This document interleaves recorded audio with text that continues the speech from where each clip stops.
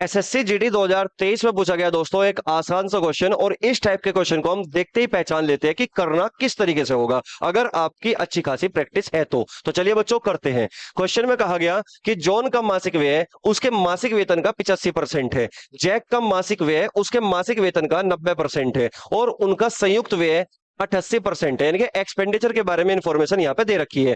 यदि जॉन का मासिक वेतन 60,000 है तो जैक का मासिक वेतन क्या होगा। तो दोस्तों जैसे ही आपने यहाँ पे समझ लिया कि दोनों का संयुक्त एक्सपेंडिचर टोटल एक तरीके से मिक्सचर दे रखा है, यहाँ पे 88% एक्सपेंडिचर का एवरेज दे रखा है दोनों का।